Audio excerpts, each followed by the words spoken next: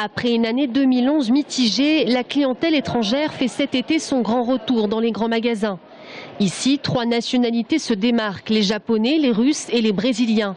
Des touristes en quête du luxe à la française, avec un fort pouvoir d'achat. Globalement, le panier moyen d'un touriste par rapport à un client tourangeau, on peut multiplier par 2,5. Parmi les secteurs privilégiés par ces clients, la parfumerie et la maroquinerie bien sûr, mais pas seulement. On voit de plus en plus d'achats utiles, entre guillemets, qui se concentrent sur les vêtements. Et on voit un développement de la clientèle étrangère sur la partie vêtements, femmes ou hommes. Et c'est un petit peu plus nouveau, on va dire. Nous voilà à présent dans un autre grand magasin à Tours. Ici, les transactions étrangères ont aussi nettement progressé, entre 1 et 1,1% en un an sur juillet-août.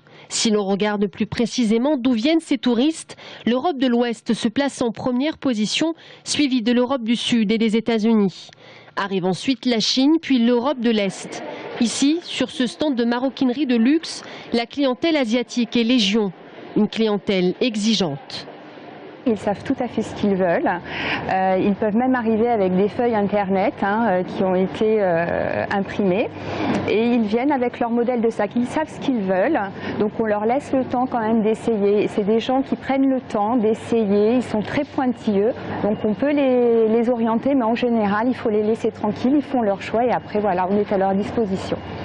Une clientèle qui connaît la marque et qui ramène souvent plusieurs exemplaires de leurs produits phares.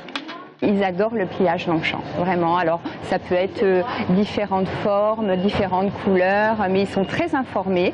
Et voilà, ils savent ce qu'ils veulent et c'est le pliage qui en ressort. Mais pour attirer cette clientèle étrangère, il ne suffit pas d'être une enseigne célèbre. On a un petit guide qui s'appelle Tours en poche et qui est présent dans une sélection d'hôtels de la région dans lequel on communique sur la clientèle étrangère.